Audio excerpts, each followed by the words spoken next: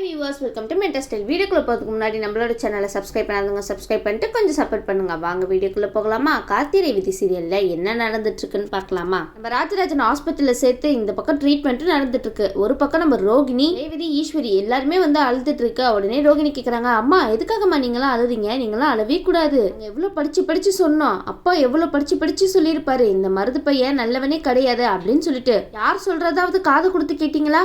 இப்ப அழுது என்ன பிரயோஜனம் அப்படின்னு சொல்லி கேட்டுட்டு இருக்காங்க. உடனே வந்து சந்திரகலா வந்து அக்காக்கு ஒண்ணுன்னா பொங்கிட்டு வருவாங்கல்ல. ரோகிணி, நீ அம்மாவை பத்தி என்ன பேசிட்டு இருக்க? உடனே ஈஸ்வரி, ரோகிணிமா நீ என்னம்மா பேசிட்டு இருக்க? நானே வந்து ரொம்ப வருத்தத்துல இருக்கேன், நீ வேற இந்த மாதிரி பேசுறிய அப்படின்னு சொல்லுவான். ஆமா, அப்பா இந்த நிலைமைக்கு இருக்கிறதுக்கு நீங்க தானே காரணம். பெரிய ஜமீன்தார் மாப்பிளையே கொண்டு வந்து இறக்கியிருக்கேன் அப்படிலாம் சொல்லிட்டு என்னென்னவோ பில்டப் கொடுத்தீங்களே, இப்ப என்ன நடந்துச்சு? நாங்க எவ்வளவு சொல்லியிருப்போம், கொஞ்சமாவது காது கொடுத்தீங்க, பேச்சு கேட்டீங்களா? இப்ப அப்பாவோட நிலைமைய பாத்தீங்களா இல்லையா? இதுக்கெல்லாம் யார் காரணம்? நீங்க பார்த்து கொண்டு வந்தீங்கல்ல, அந்த மருது பையன் தானே காரணம் அப்படின்னு சொல்லிட்டு நம்ம ரோகிணி கேள்வி மேல கேள்வி கேட்டு நம்ம ஈஸ்வரியை கொண்டுட்டாங்கன்னே சொல்லலாம். உங்களுக்குலாம் என்ன எண்ணம்? கார்த்தி மாமாவை பழி வாங்கணும், அது மட்டும் தானே உங்க எண்ணமா இருந்துச்சு. ஆனா உங்களை சுத்தி என்ன நடக்குது ஏது நடக்குதுன்னு பார்க்க மறந்துட்டீங்களேமா அப்படின்னு சொல்லி கேட்க சந்திரா சொல்றாங்க, என்ன ரோகிணி நீனு விட்ட ரொம்ப பேசிட்டு இருக்க? அக்காக்கு மருதை பத்தின உண்மை எல்லாமே தெரியுமா என்ன? தெரிஞ்சிருந்தா அக்கா இந்த மாதிரிலாம் பண்ணிருப்பாங்களா சொல்லு அப்படின்னு சொல்லி கேட்ட உடனே நம்ம கார்த்தி அந்த இடத்துல நம்ம சந்திரகலாவை நறுக்குன்னு ஒரு கேள்வி கேட்கிறாரு. சந்திரகலா வாய் முட்டி சும்மா இருந்திருக்கலாம்ல, இப்ப கார்த்தி கேட்கிற கேள்விக்கு பதில சொல்லுங்க. சரிங்க, இந்த மருதை பத்தி அவங்களுக்கு வேணா தெரியாம இருக்கலாம், உங்களுக்கு தெரியும்ல அப்படின்னு சொல்லி நம்ம கார்த்திக் கேட்க உடனே திருன்னு முழிக்கிறாங்க நம்ம சந்திரகலா. என்ன என்ன நீ சொல்லிட்டு இருக்க? அதெல்லாம் எனக்கு தெரியாதே அப்படின்னு சொன்ன உடனே கார்த்தி சொல்றாங்க, என்ன எனக்கு எது தெரியாதுன்னு நினைச்சிட்டு இருக்கீங்களா? பிரியாவோட அம்மா உங்ககிட்ட வந்து எல்லா உண்மையும் சொல்லல, என்ன சொன்னாங்களா இல்லையா? அப்பவே நீங்க இந்த உண்மையை உங்க அக்கா கிட்ட சொல்லிருக்கலாமே அப்படின்னு சொல்லி சொன்ன உடனே ஈஸ்வரி வந்து நம்ம சந்திரகலாவை தான் பாக்குறாங்க. உடனே சந்திரா வந்து திருன்னு முழிச்சிட்டு, இவரை பாக்குறாளே, இப்ப என்ன பண்றது, இவரை மாட்டி விட்டுட்டானே அப்படின்னு சொல்லிட்டு, பாரு நீ என்ன வளரிட்டு இருக்க, அதெல்லாம் ஒண்ணு கிடையாது. பாருங்க, எனக்கு நல்லாவே தெரியும் பிரியாவோட அம்மா வந்து உங்ககிட்ட எல்லா உண்மையுமே சொல்லியிருக்காங்க. ஆனா நீங்க என்ன பண்ணிருக்கணும், நல்லவங்களா இருந்திருந்தா உங்க அக்கா கிட்ட உடனே போய் இந்த விஷயத்த சொல்லிருக்கணுமா இல்லையா? ஆனா நீங்க அந்த மாதிரி பண்ணவே இல்லை. பாரு நீ ஏதோ மனசுல வச்சுட்டு என் மேல அபண்டமா போய் சுமத்துற மாதிரிலாம் இருக்கு. அவங்க அம்மா வந்தது என்னமோ உண்மைதான், ஆனா அவங்க நேரம் என்கிட்ட வந்து ரெஸ்ட் ரூம் எங்க இருக்கு அப்படி மட்டும் தான் கேட்டாங்களே தவிர என்கிட்ட எந்த உண்மையும் சொல்லலாம் இல்ல அப்படின்னு சொல்லிட்டு இருக்காங்க. உடனே நம்ம மயில் வாங்கினது கேட்டுட்டு சும்மா இருப்பாங்களா? அத்தை சூப்பராவே போய் சொல்றீங்களே, இதை கொஞ்சமாவது நம்ப முடியுதா என்ன? அது எப்படி அத்தை உங்களால மட்டும் எதுவுமே பிசுறாம போய் சொல்ல முடியுது அப்படின்னு சொல்லி கேட்டுட்டு இருக்காரு. மண்டபத்துக்கு வந்தவங்களுக்கு ரெஸ்ட் ரூம் எங்க இருக்க கூடவா தெரியாது. இவங்க கிட்ட வந்தாங்களா, ரெஸ்ட் ரூம் எங்கன்னு கேட்டாங்களா, இவங்க பதில் சொன்னாங்களாம், அவ்வளவுதான் நடந்துச்சா. இவங்க சொல்ற பொய்ய பத்தியாப்பா? பொய் சொல்லலாம்ப்பா, ஆனா இந்த அளவுக்கு யாருனாலையும் பொய் சொல்ல முடியாதே அப்படின்னு சொன்ன உடனே சந்திரா வந்து சொல்றாங்க, அக்கா இங்க பாருக்கா, இவங்க யார் சொல்றதுமே நம்பவே நம்பாதக்கா, இவங்க வேணுனே என் மேல பழி சுமத்துறாங்கன்னு நினைக்கிறேன். உண்மையை சொல்ல போனா அவங்களை சந்திச்சது என்னமோ உண்மைதாக்கா, ஆனா அவங்க என்கிட்ட வந்து வேற எந்த விஷயத்தையுமே சொல்லலக்கா, என்ன நம்புக்கா அப்படின்னு சொல்லிட்டு இருக்காங்க. சரிங்க, இப்ப என்ன இந்த இடத்துலயே இந்த உண்மையை நிரூபிக்கிட்டா அப்படின்னு சொல்லிட்டு நம்ம கார்த்தி சந்திரகலாவை பத்தி கேட்டுட்டு இருக்காங்க. உடனே சந்திராவும், என்ன நிரூபிப்ப, என்னை பத்தி என்ன நிரூபிப்ப நீனு அப்படின்னு சொல்லி கேட்டுட்டு இருக்காங்க. கார்த்தி சொல்றாரு, சரிங்க சம்மந்தப்பட்ட அந்த அம்மாவையே கூட்டிட்டு வந்து கேட்டா உண்மை எல்லாம் வெளியே வந்துரும்ல அப்படின்னு சொல்லிட்டு இருக்காரு. உடனே நம்ம சந்திரகலா, ஒருவேளை அந்த அம்மாவை கூட்டிட்டு வந்துருவானா, கூட்டிட்டு வந்துட்டு எல்லா உண்மையும் அக்கா முன்னாடி சொல்லிட்டா அவ்வளவுதான் போச்சுடா, மாமாவோட நிலைமைக்கு நான் தான் காரணம்னு நினைப்பாங்க. அந்த மருந்து பத்தின உண்மையை தெரிஞ்சு கூட ஏன் இப்படி பண்ணன்னு கேட்டு அவ்வளவுதான் என்ன இந்த வீட்டை விட்டு துரத்திடுவாளே, இப்ப என்ன பண்றது அப்படின்னு சொல்லிட்டு அவங்க ஒரு பக்கம் யோசிக்க உடனே வந்து ஈஸ்வரி வாயை திறக்கிறாங்க. இங்க பாருங்க மாப்பிள்ள அப்படின்னு சொல்லிட்டு நம்ம மயில் வாகனத்துக்கிட்ட தான் பேசுறாங்க. நாங்க கூட கார்த்திகிட்ட தான் மாப்பிள்ளன்னு சொல்லிட்டாங்களோன்னு நினைச்சிட்டோம். மயில் வாகனத்துக்கிட்ட ஈஸ்வரி சொல்றாங்க, இங்க பாருங்க மாப்பிள்ள, தேவையில்லாத பழியை என் தங்கச்சி மேல சுமத்த வேணாம்னு சொல்லுங்க. அந்த மாதிரி கிடையவே கிடையாது, என் தங்கச்சியை பத்தி எனக்கு நல்லாவே தெரியும். என்னோட தங்கச்சி மறுபடியும் என்கிட்ட இருந்து பிரிக்கலான்னு தேவையில்லாம பழியை சுமத்தாதீங்க அப்படின்னு சொல்லிட்டு இருக்காங்க.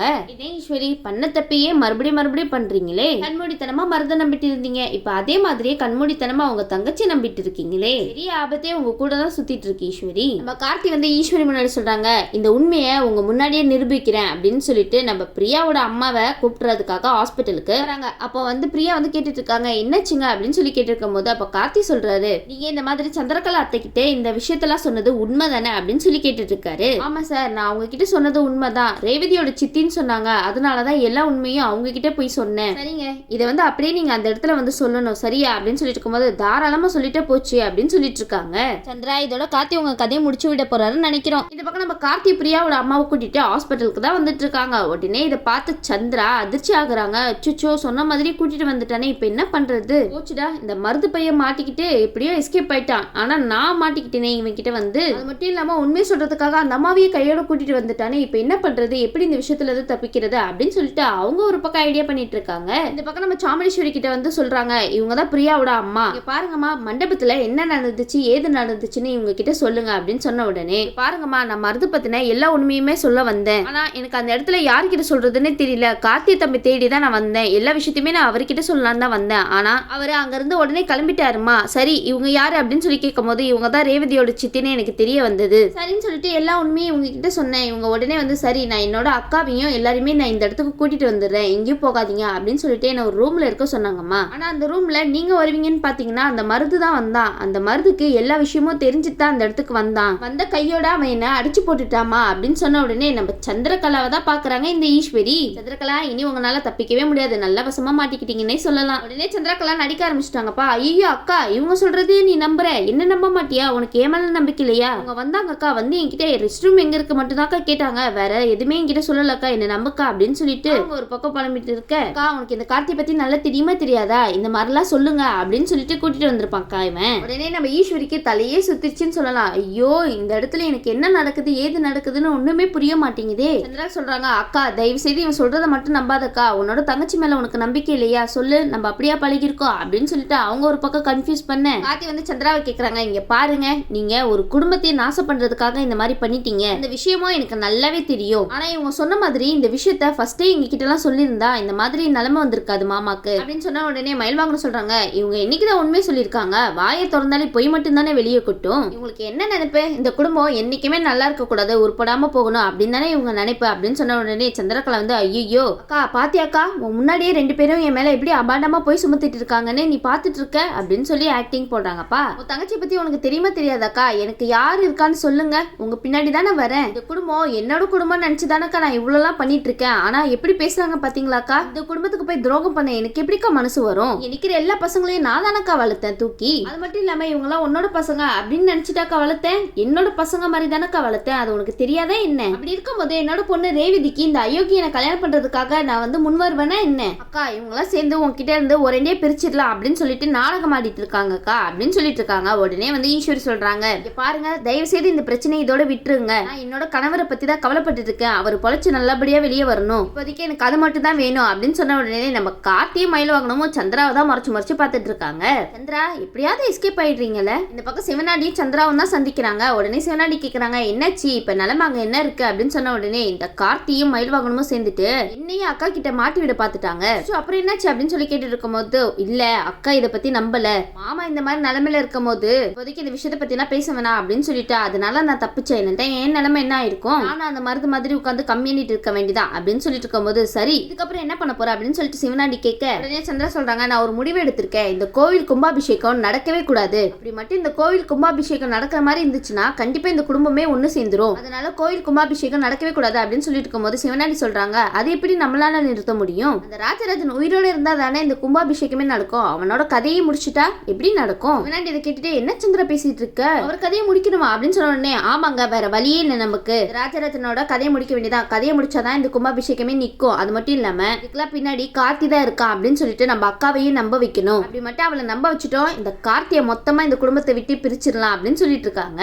நம்ம சிவனாண்டியும் சரின்னு சொல்லிட்டாங்க. கார்த்தி கிட்ட மயில்வாங்கன்னு சொல்றாங்க, என்னப்பா ஆச்சு என்னப்பா இப்படி யோசிச்சுட்டு இருக்க அப்படின்னு சொல்லிட்டு இருக்கும் போது, இல்ல இந்த சந்திரகலா மட்டும் சும்மாவே இருக்க மாட்டாங்க, நீ என்னப்பா சொல்லிட்டு இருக்க அப்படின்னு கேட்கும் போது, இல்ல சந்திரகலானால மாமா உயிருக்கு ஏதாவது ஆபத்து வருமோன்னு எனக்கு தோணிட்டே இருக்கு, என்னப்பா சகல சொல்ற, மாமாவோட உயிருக்கு சந்திரகலானால ஆபத்தா, ஆமா இந்த சந்திரா வந்து சும்மாவே இருக்க மாட்டாங்க, மாமாவை ஏதாவது செய்யறதுக்காக ஏதாவது ஒரு பிளான் போடுவாங்க, அதனால நம்ம மாமாவோட எப்பவுமே இருக்கணும், அவரை விட்டு தனியா எங்கேயுமே போக கூடாது அப்படின்னு சொல்லிட்டு இருக்காரு நம்ம கார்த்தி. இந்த பக்கம் நம்ம ஈஸ்வரி ஓனா அழுதுட்டே இருக்காங்க. கார்த்தி வந்து ரேவதி கிட்ட சொல்றாங்க, இங்க பாருங்க ரேவதி உங்க அம்மாவை நீங்க வீட்டுக்கு கூட்டிட்டு போங்க, அவங்க அழுதுட்டே இருக்காங்க, அவங்க எதுவுமே சாப்பிடவே இல்லை அப்படின்னு சொல்லிட்டு இருக்கும் போது ரேவதி சொல்றாங்க, மாமா எப்படி மாமா அப்பா இந்த நிலைமையில இருக்கும் போது எங்களால விட்டுட்டு போக முடியும் அப்படின்னு சொன்ன உடனே, அதான் நான் இருக்கல நான் பாத்துக்கிறேன் ரேவதி நீங்க எல்லாம் போங்க. உடனே ரேவதி வந்து சாமுண்டீஸ்வரி கிட்ட சொல்றாங்க, அம்மா வாங்கம்மா நம்ம வீட்டுக்கு போயிட்டு வரலாம், இல்ல நான் வரமாட்டேன், அப்பாக்கு இப்படி இருக்கும் போது நான் எப்படி அவரை தனியா விட்டுட்டு வருவேன் அப்படின்னு சொன்ன உடனே ரேவதி சொல்றாங்க, இங்க பாருங்கம்மா நீங்க சாப்பிட கூட இல்ல, அதனால அப்பாக்கு எதுவுமே ஆகாதுமா வாங்கம்மா நம்ம போலாம் அப்படின்னு சொல்லிட்டு நம்ம ரேவதி ரோகிணி சுவாதி எல்லாருமே ஈஸ்வரியை கூட்டிட்டு கிளம்பி போறாங்க. இந்த பக்கம் நம்ம கார்த்தியும் மயில் வாங்கணுமா நம்ம ராஜராஜனுக்கு துணையா இருக்க, இந்த பக்கம் நம்ம சிவனாண்டியும் முத்துவேலும் ஹாஸ்பிட்டலுக்கு தான் வராங்க, அடி வாங்குறதுக்கே மறுபடியும் வராங்க போலயே. உடனே சிவனாண்டி அந்த இடத்துக்கு வந்து பார்க்கும்போது கார்த்தி இருக்காங்க. கார்த்தியை பார்த்துட்டு, என்னப்பா இவர் இங்க இருக்காரு, இவன் இங்க இருக்கும் போது எப்படி நம்ம ராஜராஜன் கதையை முடிக்க முடியும் அப்படின்னு சொல்லிட்டு நினைச்சிட்டு இருக்காங்க. உடனே முத்துவேல் சொல்றாங்க, ஆமாப்பா பெரிய டாஸ்க் தான் அவனை தாண்டி போறது அப்படின்னு சொல்லிட்டு இருக்காருப்பா. இந்த பக்கம் சிவனாண்டியும் முத்துவேலும் இதை பத்தி யோசிச்சு மண்டியை குழப்பிட்டு இருக்க, ஒரு பக்கம் சந்திரா ஃபோன் பண்ணி கேக்குறாங்க, வந்துட்டீங்களா ஹாஸ்பிட்டலுக்குள்ள அப்படின்னு சொல்லி கேட்க, ஆமா சந்திரா நாங்க ஹாஸ்பிட்டலுக்குள்ள வந்துட்டோம். ஆனா இந்த கார்த்தி மயில்வாகனமும் இந்த இடத்துல உட்கார்ந்துருக்காங்களே, இவங்களை தாண்டி எப்படி போறது? நீங்க அப்படியே போனாதானே அவர்கிட்ட மாட்டுவீங்க அப்படின்னு சொல்லிட்டு சந்திரா ஒரு பிளான் போட்டு கொடுக்குறாங்க நம்ம சிவனாண்டிக்கு. நம்ம சிவனாண்டி வந்து சந்திரா சொன்ன மாதிரியே மாறு வேஷத்துல பாட்பாய் மாதிரி உள்ள போறாங்க. உடனே அவங்க 2 பேரையும் பார்த்துட்டு நம்ம கார்த்தி தடுக்கிறாரு. இருங்க, நீங்க எதுக்கு உள்ள போறீங்க அப்படின்னு சொல்லி கேட்டுட்டு இருக்கும்போது, சார் உள்ள சில மெடிசன் எல்லாம் எடுக்க வேண்டியது இருக்கு சார் அப்படின்னு சொன்ன உடனே நம்ம கார்த்தி அப்படியா அப்படின்னு சொல்லிட்டு உள்ள விட்டுறாங்க. உடனே வந்து சிவனாண்டி சொல்றாரு, இப்போ என்ன பண்றது, ஆக்சிஜன்லாம் போட்டிருக்காங்களே, எப்பா இதை கட் பண்ணி விட்டுறலாமா அப்படின்னு சொல்லி கேட்டு இருக்கும் போது, சரி நம்ம அதே பண்ணிடலாம் அப்படின்னு சொன்ன உடனே நம்ம கார்த்திக்கு ஒரு பக்கம் டவுட்டாவே இருக்கு. சொல்லிட்டு கார்த்தி டக்குன்னு உள்ள போய் பார்த்தா 2 பேரும் அந்த ஒயரை கட் பண்ணிட்டு இருக்காங்க. என்னடா பண்றீங்க அப்படின்னு சொல்லிட்டு கார்த்தி அடின்னு அடிச்சு வெளுக்கிறாரு 2 பேரையும். சிவனாண்டிய முத்துவேல ஒரு பக்கம் கார்த்தி கிட்ட இருந்து தப்பிச்சு ஓட மயில்வாகனம் அந்த இடத்துக்கு ஓடி வர்றாரு. எப்பா என்னாச்சுப்பா என்னாச்சு அப்படின்னு சொல்லி கேட்டு இருக்கும் போது உடனே கார்த்தி சொல்றாரு, இந்த சிவனாண்டிய முத்துவேலும் மாமாவை இந்த மாதிரிலாம் பண்ண பார்த்தாங்க அப்படின்னு சொன்ன உடனே நம்ம மயில்வாகனத்துக்கு தூக்கி வாரி போட்டுச்சுன்னே சொல்லலாம். எப்பா நீ சந்தேகப்பட்டது கரெக்ட் தான்ப்பா, ஏன்ப்பா இந்த மாதிரிலாம் பண்ணிட்டு இருக்கானுங்க இவங்க 2 பேரும் அப்படின்னு சொன்ன உடனே எல்லாம் இந்த சந்திரகலானாலதான். சிவனாண்டி ஒரு விஷயம் பண்றாருன்னா அதுக்கு பின்னாடி கண்டிப்பா சந்திரகலா தான் இருப்பாங்க அப்படின்னு சொல்லிட்டு நம்ம மயில்வாகனத்துக்கிட்ட சொல்லிட்டு இருக்காரு கார்த்தி. உடனே வந்து இல்ல இதுக்கு மேல பொறுத்துட்டு இருக்க முடியாது, ஈஸ்வரி அத்தைக்கிட்ட எல்லா விஷயத்தையுமே சொல்லி இதுக்கு ஒரு முடிவு கட்டி ஆகணும் அப்படின்னு சொல்லிட்டு இருக்காங்க. உடனே இது கேட்டது கார்த்தி சொல்றாங்க, இங்க பாருங்க நம்ம என்ன சொன்னாலும் கண்டிப்பா ஈஸ்வரி அத்தை நம்ப போறதே கிடையாது, அப்ப கூட ஏதாவது நாடகம் ஆடி தப்பிக்க தான் பாப்பாங்களே தவிர மாட்ட மாட்டாங்க அப்படின்னு சொல்லிட்டு இருக்காரு நம்ம கார்த்தி. இப்போதைக்கு நம்ம மாமா நல்லபடியா பொழைச்சு வரணும் அப்படின்னு சொல்லிட்டு இருக்காரு. கார்த்தி சொன்ன மாதிரியே ராஜராஜனும் பொழைச்சிடுறாங்க. இந்த பக்கம் முத்துவேலு சிவனாண்டி சந்திரகலா இந்த பிளான் சொதப்பிடுச்சுல, அதனால வேற பிளான் போட்டதுக்காக இந்த 3 பேரும் கூடி இருக்காங்கப்பா. சந்திரா சொல்றாங்க, எப்படியோ சரி ஒண்ணு இந்த ராஜராஜனோட கதை முடியணும், இல்லைன்னா என்னோட அக்காவோட கதை முடியணும் அப்படின்னு சொல்லிட்டு இருக்காங்க. சரி இந்த விஷயத்துல இருந்து நம்ம கார்த்தி எப்படி இந்த குடும்பத்தை காப்பாற்ற போறாங்கன்னு வெயிட் பண்ணி பார்க்கலாம். அது மட்டும் இல்லாம ஈஸ்வரி சிவனாண்டி முத்துவேலு இவங்க 3 பேரும் அடுத்த பிளானாவது கரெக்டா பண்றாங்களா இல்லையானு வெயிட் பண்ணி பார்க்கலாம். இந்த வீடியோ உங்களுக்கு பிடிச்சிருந்துச்சுன்னா மறக்காம மெட்ரஸ் லைக் பண்ணுங்க, ஷேர் பண்ணுங்க, சப்ஸ்கிரைப் பண்ணிடுங்க. தேங்க்யூ.